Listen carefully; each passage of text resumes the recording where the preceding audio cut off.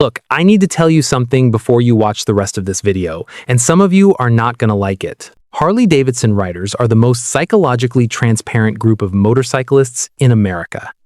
I'm gonna prove it to you in the next few minutes, and by the end, you're gonna know more about your buddy with the loud pipes than his own wife does. But here's the thing, and this is important.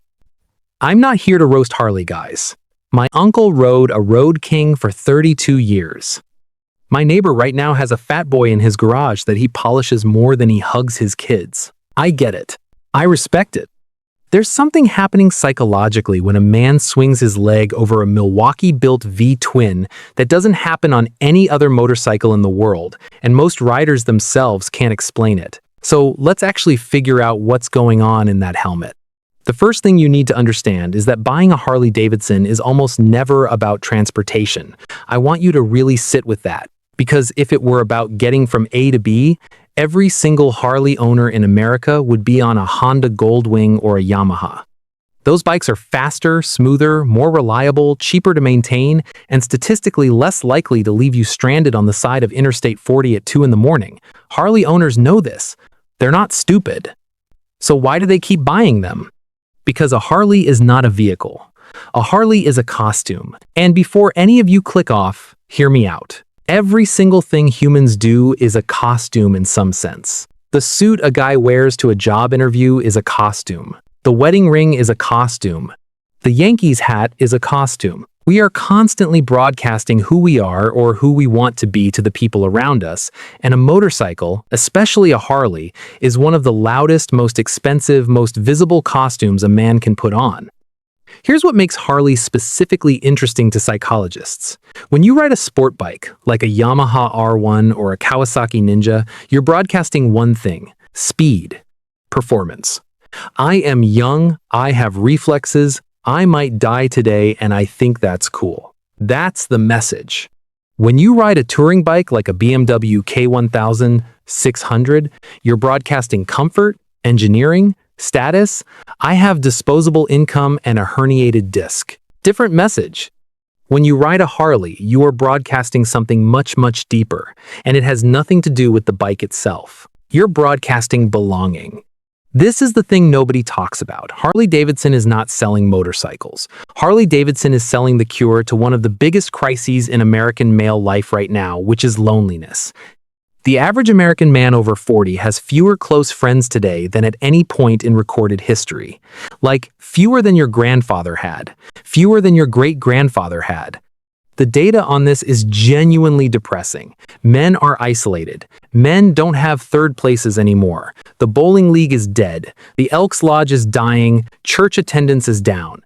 And into that vacuum rolls a 750-pound machine with chrome and leather and a community of guys who will, no exaggeration, drop everything on a Saturday morning to ride 300 miles to eat a hamburger with you. That's not a motorcycle purchase. That's a friendship purchase. And when you understand that, everything else about Harley culture starts to make sense. Now let's talk about the sound, because I know what some of you are thinking. It's the sound. The sound is what does it. And yes, partly. But why does the sound matter? Engineers have proven, repeatedly, that the Harley V-twin sound is not optimized for performance. It's actually a really inefficient firing pattern.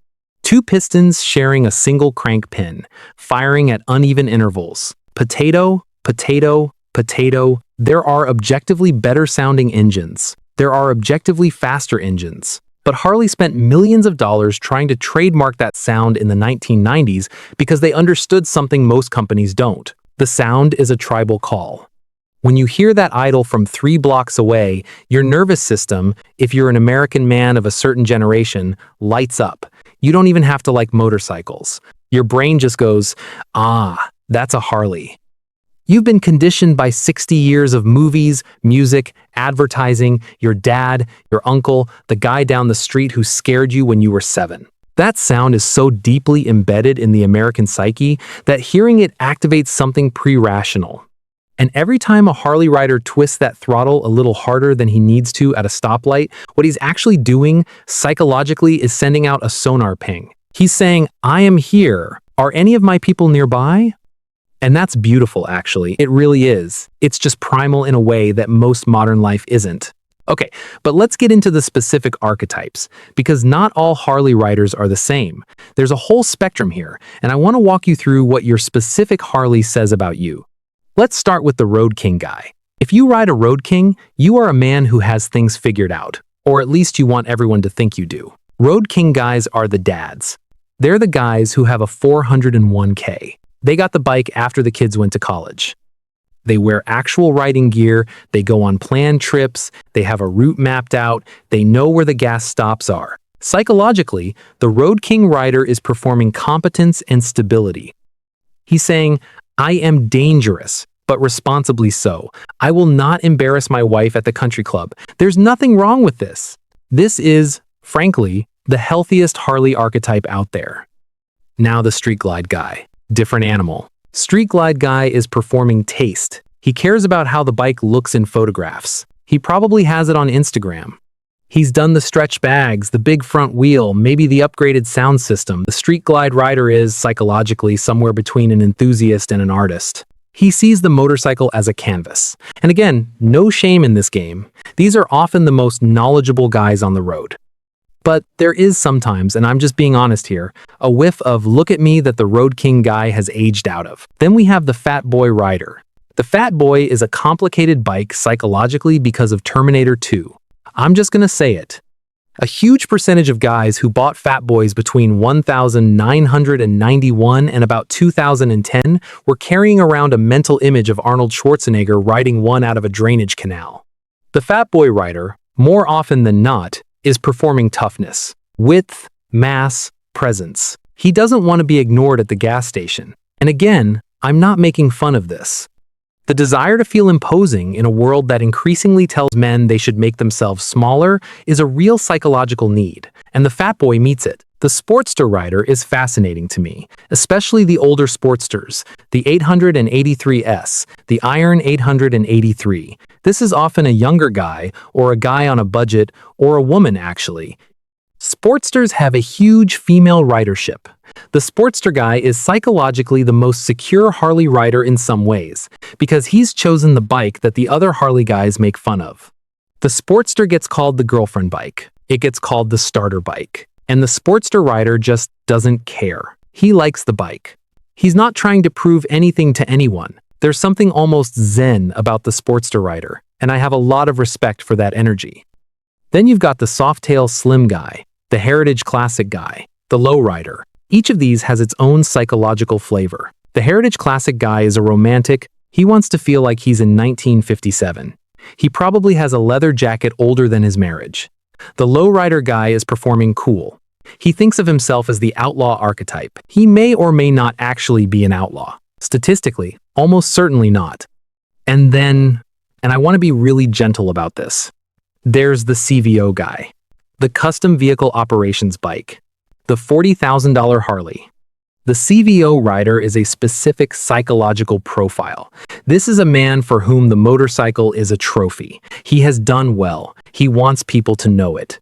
And the CVO is the bike that makes other Harley guys turn their heads at the rally. There's a status hierarchy inside Harley culture, and the CVO guy is at the top of it. Now, is this overcompensating? Sometimes. Is it an honest expression of, I worked 30 years and I'm finally treating myself? Also sometimes. You'd have to know the man. Here's the part of this video where I'm gonna get real with you, because I promised maximum value. The single biggest psychological pattern across all Harley riders, regardless of model, is what I'd call deferred adolescence. Most American men in the second half of their lives are dealing with something I think we don't talk about enough. They spent their 20s working. They spent their 30s raising kids. They spent their 40s paying mortgages. And somewhere in their late 40s, 50s, 60s, a feeling shows up. And the feeling is, when did I get to be me? Did you know that the average age of a new Harley-Davidson buyer is now over 50? It used to be the Rebel bike. Now it's the bike you buy with your retirement bonus. And there's something profoundly American about that. The Harley is the vehicle, literal vehicle. by which the American man tries to recover the version of himself he was supposed to become before life got in the way. The version that was free, the version that didn't answer to anyone, the version that was, in some quiet way, dangerous. This is why Harley advertising has worked so well for so long. They're not selling you horsepower, they're selling you back to yourself. And the reason this matters psychologically is because it explains a lot of behavior that critics of Harley culture don't understand. Why does a 60-year-old accountant ride 300 miles in the rain to a rally? Why does a man with a perfectly good car spend $20,000 on a vehicle that's less practical in every measurable way? Why does he wear the leather vest? Why does he get the tattoo? Why does he, after a divorce, after retirement, after his kids stop calling, suddenly decide that this is the thing he needs? Because for that man, the Harley is a time machine. And I don't say that with any judgment. I think it's actually one of the most poignant things in American culture. There's a man inside every aging man who is still 19, still hungry, still wants to feel the wind in his face and not be responsible for anyone else's feelings for a couple of hours. The Harley is how he visits that guy. Let me share something else that might surprise you. Studies on motorcycle riders, all riders, not just Harley, consistently show that the act of riding produces psychological states very similar to meditation. You can't think about your taxes when you're riding. You can't have an argument with your wife in your head when you're leaning into a curve. The motorcycle demands your full presence in a way that very few activities in modern life do. And this is, I think, one of the underrated reasons that Harley culture is so powerful and so loyal. These guys have found, often without knowing it, a form of moving meditation, a way to shut the world up for a few hours, a way to be alone with themselves in a culture that doesn't really let men be alone with themselves very often. Now, no honest video about Harley psychology would be complete without addressing the cliches. The big belly, the gray ponytail, the vest with too many patches, the wallet on a chain, the "I'd rather be riding" bumper sticker on the truck. The way some Harley guys talk about Honda riders like they're a different species. All of this is real. All of this is observable. And all of this, psychologically, comes from the same place. It's tribal display. Every group of human beings in history has had visual signals that mark them as members. The Vikings had braids. The Roman soldiers had specific armor. The medieval guilds had specific colors. Harley riders have leather, denim, chrome, and patches. It's not silly. It's not insecure. It's actually one of the oldest human behaviors there is. We are pack animals. We need to be able to identify our pack at a distance. The Harley uniform exists for the same evolutionary reason that football team jerseys exist. You see a guy in a Harley vest at a truck stop in Nebraska, and instantly you know something about him, and he knows you know, and there's a comfort in that. The reason this video is going to make some Harley guys mad, and I know it is because we're not supposed to talk about this stuff. The deal culturally is that we let men have their motorcycles and their cigars and their bourbon, and we don't analyze it too closely, because if we analyze it, we might pop the bubble. We might make them feel observed. But I think you can know exactly why you're doing something and still find it meaningful. I think a man can read a video like this, recognize himself in it, and still get on his bike tomorrow morning and feel exactly the same rush he felt the first day he bought it. Self-knowledge doesn't ruin the magic. If anything, it deepens it. So here's what your Harley actually says about you when you strip it all down. It says you're a man who knows that life is short. It says you've decided that the practical choice isn't always the right choice. It says you'd rather be slightly uncomfortable on something beautiful than perfectly comfortable on something forgettable.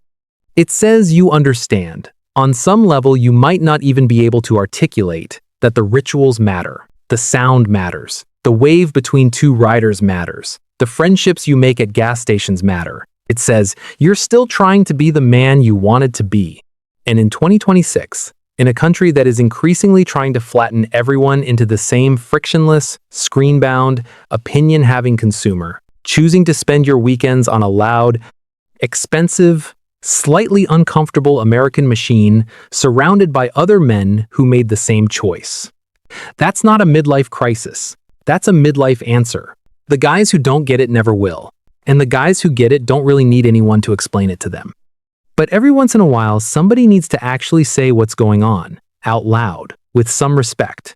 So, if you ride a Harley, whatever model, whatever year, whatever patches are on your vest, I'm not laughing at you. I'm probably a little jealous.